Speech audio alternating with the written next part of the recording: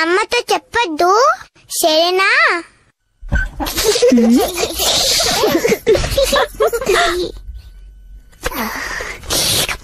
నేను నీ కూడా వెన్నిస్తాను సరేనా? కృష్ణ, ఏం చేస్తున్నావు?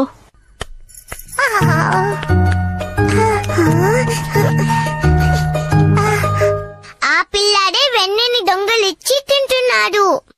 నేను తినలేదు, మీకు ఇవ్వడానికి ఆ పిల్ల దగ్గర నుంచి తీసుకున్నాను.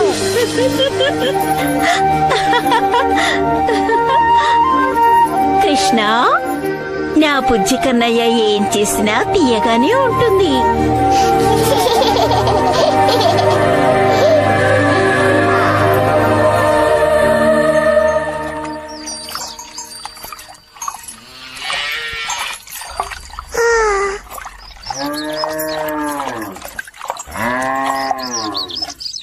మన అమ్మ వెన్నని తయారు చేస్తున్నారు. ఈ సమయంలో వెన్నని దొంగలించి తినలేము. నేను తినగలను. ఎలా కృష్ణ? అటు చూడు.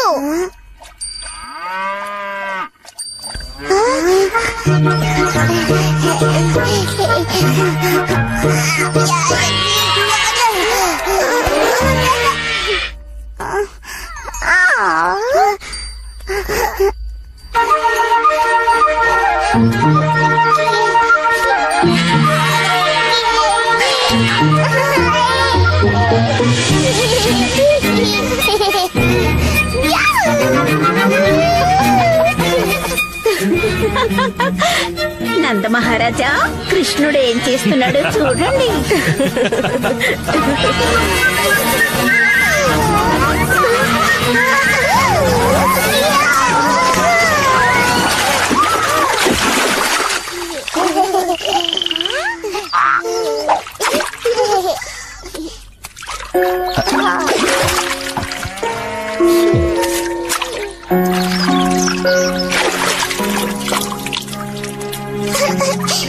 వాడిని శిక్షించబోతున్నారా? కృష్ణుడు అందరినీ నవ్వించాడు కదా, మరి కృష్ణుడిని ఎందుకు శిక్షిస్తాను? మీ అబ్బాయిలిద్దరూ చాలా అందంగా ఉన్నారు నందమహారాజా. బలరాం కూడా బొద్దుగా ముద్దుగా అందంగా ఉన్నాడు కదా.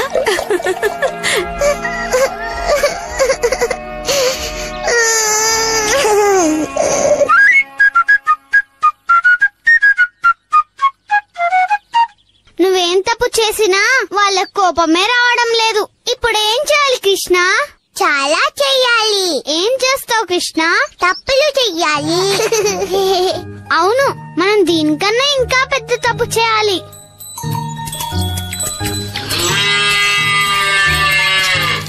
నువ్వు నిజంగానే ధైర్యవంతుడివి.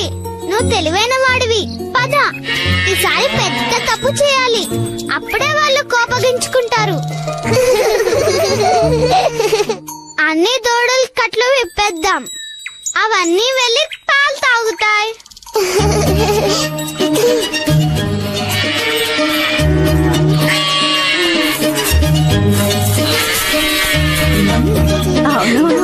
అనుకున్నాను.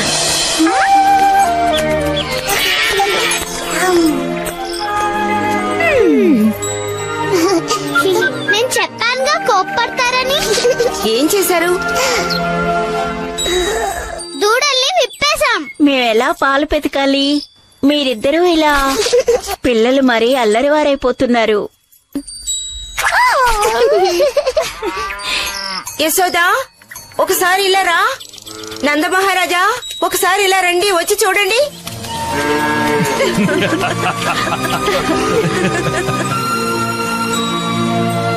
ఈ బృందావనంలో తెలివైన వాళ్ళు మేమే కదా.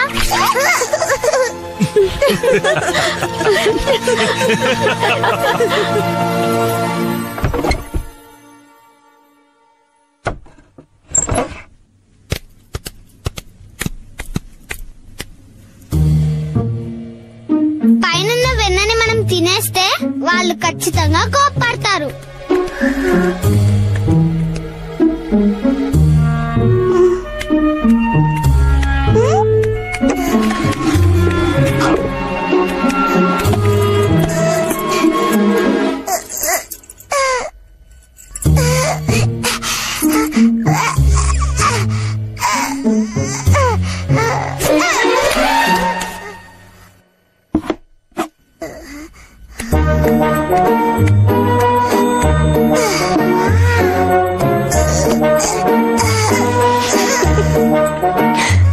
అందుకే ఉట్టేలా కట్టాను. వెన్నని దొంగిలించటం ఇక వాళ్ళ తరం కాదు.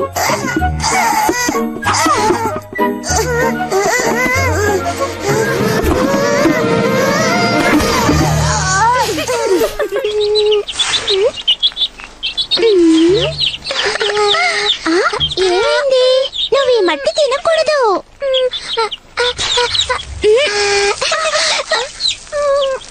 వద్దు, అది తినకూడదు కృష్ణ, పారే.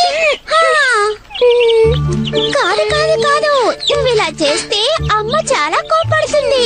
కదా, ఇంటికి వెళ్దాం. రా, అమ్మ దగ్గరికి వెళ్దారా? లేదు, నేనేమి చేయలేదు. ఏంటి ఏమీ చేయలేదు? బాలేదు, తినొద్దని అప్పుడే చెప్పాను. ఏమి తినొద్దన్నావు? మట్టిని. ఏమిటి కృష్ణయ్య, మన్ను తిన్నావా? అబద్ధం చెప్తున్నాడు, మీరే చూడండి. ఏమిటి బుజ్జి కన్న కృష్ణయ్య, మీ అన్నయ్య ఎంత విచారిస్తున్నాడో చూడు. నువ్వెందుకయ్యా మన్ను తిన్నావు? నిజంగానే కృష్ణుడు మన్ను తిన్నాడా బలరాం? అవునమ్మా. తను చేశాడో లేదో తెలుసుకోవడానికి ఒక మార్గం ఉంది. సరే కృష్ణయ్య, నువ్వు మన్ను తిన్నావో లేదో తెలుసుకుంటాను. ఒకసారి నోరు తెరువు నాన్నా.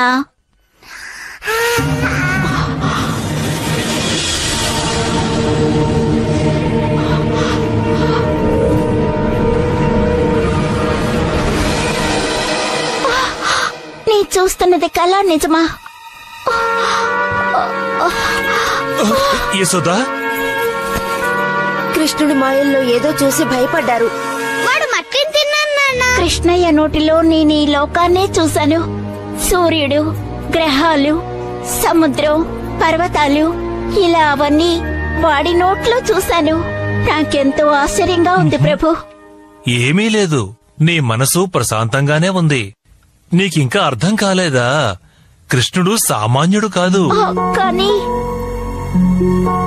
వాడి నోటిలో అందరూ చూసిందే నువ్వు కూడా చూశావు.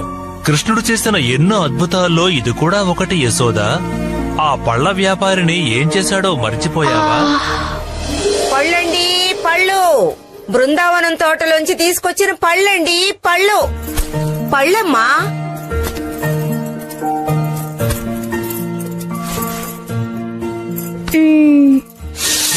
ఈ ఫలం ఎంతో నిజంగా రుచిగా ఉంటుంది. ఈ బుట్ట నిండా ధాన్యం ఇస్తాను. నువ్విచ్చిన మామిడి పండ్లకి ఇవి సరిపోతాయా? అది చాలు మహారాజా, మీది చాలా ఉదారమైన మనస్సు.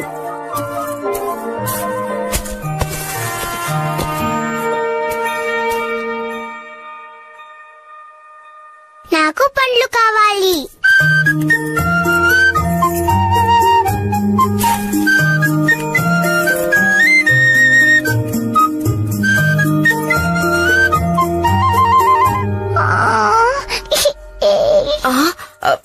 ఏడవకు చిన్ని కృష్ణ, నేనిచ్చిన పళ్ళకి ఇవి చాలు కృష్ణ.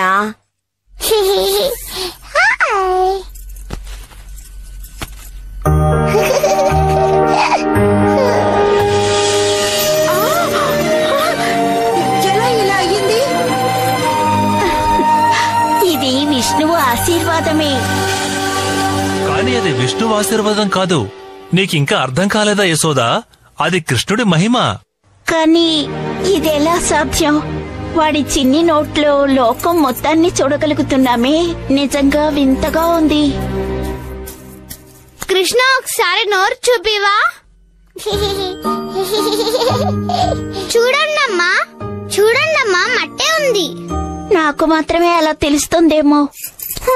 నేనే అయోమయంలో పడ్డాను. లేదు యశోదా, మన కృష్ణుడికి ఎన్నో అద్భుత శక్తులు ఉన్నాయి. అందుకే వీడు పుట్టినప్పుడు కూడా పెద్దవాళ్లే చేయలేని సాహసాన్ని వీడు చేశాడు కదా. నీకు గుర్తుందా? ఒకరోజు ఒక రాక్షసుడు మన మీద దాడి చేశాడు కదా. నీ బిడ్డ చాలా అందంగా ఉన్నాడు యశోదా. ఇతడు కూడా మీలాగే గొప్పవాడవుతాడు మహారాజా.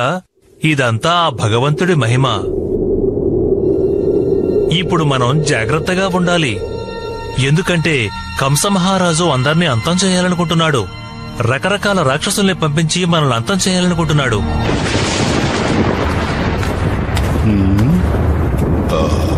రండి.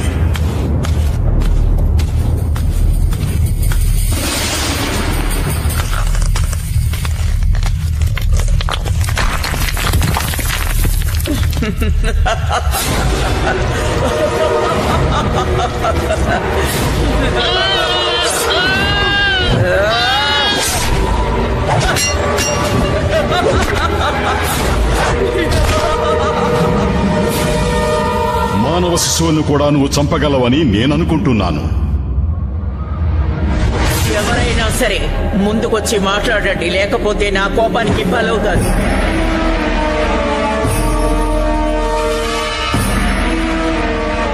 కంస మహారాజా, నీ సామర్థ్యం గురించి నాకు బాగా తెలుసు.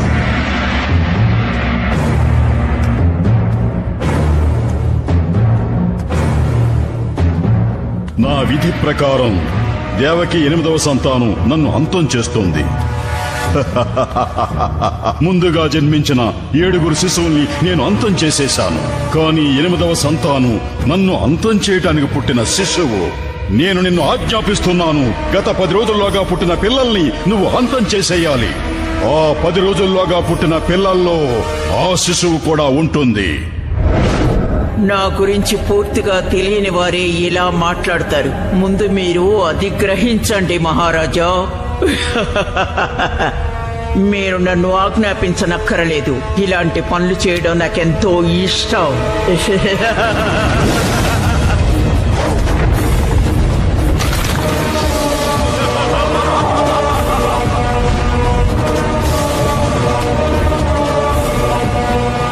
నా బిడ్డ కనిపించడం లేదు. నా బిడ్డ కనిపించడం లేదు. మీరు చూసారా యశోదమ్మ బిడ్డ ఎలా ఉన్నాడో? పేరు కృష్ణుడట. అందంగా ఉన్నాడు. అద్భుతంగా ఉన్నాడు. అతన్ని చూడగానే నా మనసు ఎంతో సంతోషంతో నిండిపోయింది. చిన్నపిల్లాడే, కాని అతని కళ్ళల్లో ఒక తేజస్సు ఉంది. కృష్ణుడు నిజంగా దైవాంశుడే. కృష్ణుడా, దేవుడా, అయితే ఆ పిల్లవాడు వీడే అయ్యుంటాడు. నిజంగా వాడికి అన్ని శక్తులుంటే నాకు హాని కలుగుతుందేమో. అన్నిటికీ నేను సిద్ధంగా ఉండాలి.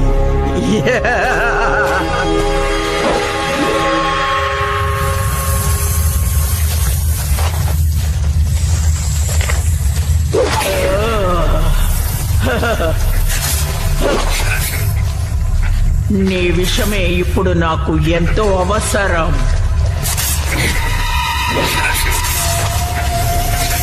కంసుణ్ణి సంహరించే పిల్లవాణ్ణి ముందు నేను సంహరిస్తాను. వాడికి విషపు పాలిచ్చి చంపబోతున్నా.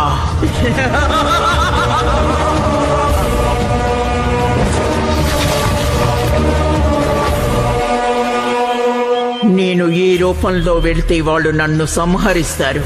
అందరికీ కృష్ణుడంటే ప్రేమ.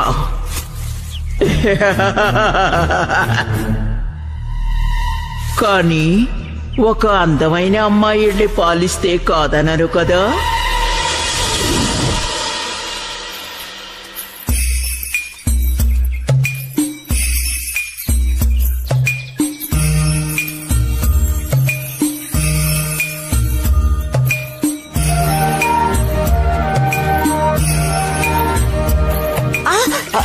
సరిగ్గా చూసి నడవ్వా. కృష్ణుడు అంటున్నారే, ఆ పిల్లవాడి ఇల్లెక్కడుంది? ఇటువైపే. కృతజ్ఞతలు. ఖచ్చితంగా దేవతే. ఎంత అందంగా ఉంది. అవును, ఇంత అందంగా ఉన్న వాళ్ళని నేను ఇంతవరకు ఎప్పుడు చూడలేదు. చూడండి, చూడడానికి చాలా వింతగా ఉంది కదా. అలా చూడు, ఏం జరుగుతుందో చూద్దాం.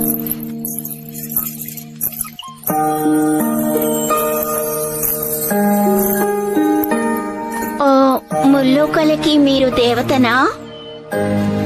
కృష్ణుని ఆశీర్వాదం కోసం వచ్చారా? ఎవరు మీరు? మీరు మా ఇంటికి ఎందుకు వచ్చారు? నేనొక దేవకన్యని. నా దగ్గర పాలు తాగితే అటు పిమ్మట కృష్ణుడికి మరణం అనేదే ఉండదు.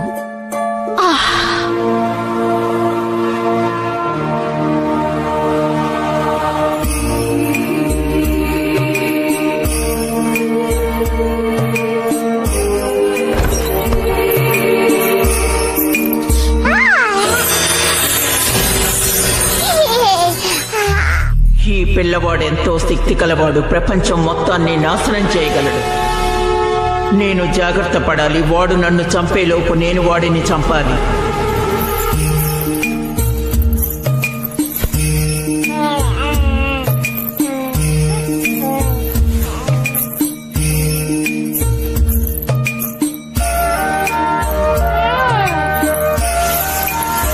ఒకవేళ ఆమె పార్వతీదేవా? ఎన్నో మహిమలు కలిగినది కదా ఆవిడ. ఖచ్చితంగా ఆవిడ మానవ కన్య కాదు, మన కృష్ణుని ఆశీర్వదించడానికి వచ్చినవారు. అంతే కృష్ణయ్య, కడుపు నిండా పాలు తాగు. పాలు తాగి హాయిగా నిద్రపో. ఇక నిద్ర నుండి లేవలేవు.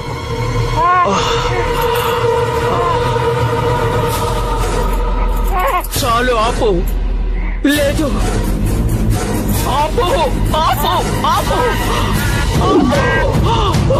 నా రక్తాన్ని తాగేదు. ఆపు,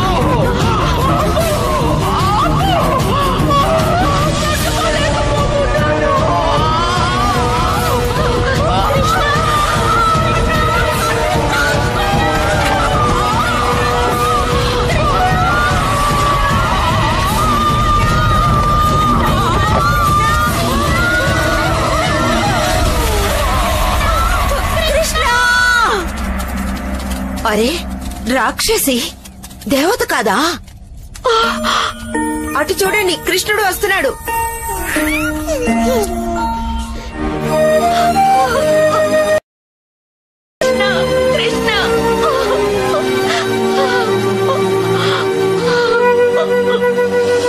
ఇప్పుడు అర్థమైందా యశోద? నీ బంగారు కృష్ణుణ్ణి మనతో సమానంగా పోల్చుకోకూడదు యశోద. అతడు చాలా శక్తివంతుడు.